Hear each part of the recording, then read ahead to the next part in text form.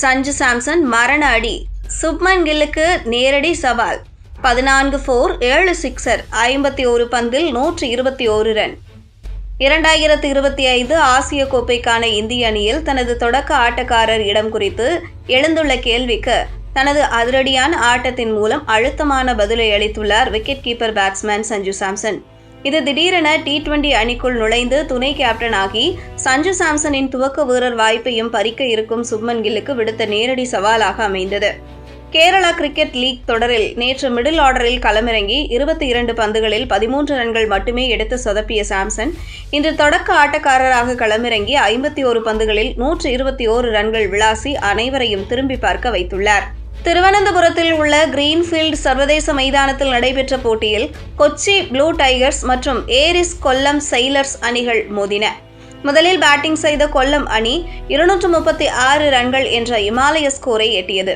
237 ரன்கள் எடுத்தால் வெற்றி என்ற கடினமான இலக்குடன் களமிறங்கிய கொச்சி அணிக்காக சஞ்சு சாம்சன் தொடக்க ஆட்டக்காரராக களமிறங்கினார். தொடக்கத்திலிருந்தே அதிரடி காட்டிய சாம்சன் கொல்லம் அணியின் பந்துவீச்சை நாலாபுரமும் சிதறடித்தார். வெறும் 16 பந்துகளில் அரை சதம் அடித்து அனைவரையும் வியப்பில் ஆழ்த்தினார். தொடர்ந்து மிரட்டிய அவர் 42 பந்துகளில் சதத்தை எட்டி அசத்தினார்.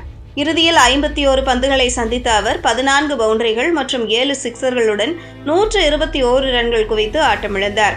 நேற்றைய போட்டியில் 6வது வீரராக களமிறங்கி ஒரு பவுண்டரி கூட அடிக்காமல் 13 ரன்களில் ஆட்டமிழந்த சாம்சன் ஒரே நாளில் தனது பேட்டிங் வரிசையை மாற்றி தொடக்க வீரராக தனக்கு வழக்கமான ஆட்டத்தை வெளிப்படுத்தியது குறிப்பிடத்தக்கது. அவரது இந்த அதிரடி சதத்தால் கொச்சி ப்ளூ டைகர்ஸ் அணி கடைசி பந்தில் த்ரில் வெற்றி பெற்றது. இந்திய T20 அணியில் சுப்மன் கில் இல்லாத நேரத்தில் தொடக்க ஆட்டக்காரராக களமிறங்கி ஒரே ஆண்டில் 3 சதங்கள் அடித்து சாதனை படைத்தார் சாம்சன். ஆனால் ஆசிய கோப்பைக்கான இந்திய அணியில் சுப்மன் கில் மீண்டும் சேர்க்கப்பட்டு துணை கேப்டனாகவும் நியமிக்கப்பட்டுள்ளதால் சாம்சனின் தொடக்க வீரர் இடம் கேள்விக்குறியாகியுள்ளது. சுப்மன் கில் மற்றும் அபிஷேக் சர்மாவே ஆசிய கோப்பையில் தொடக்க வீரர்களாக களமிறங்குவார்கள் என்றும் சாம்சன் மிடில் ஆர்டரில் களமிறக்கப்படலாம் அல்லது ஆடும் 11இல் இருந்து நீக்கப்படலாம் என்றும் பலரும் கருத்து தெரிவித்து வருகின்றனர்.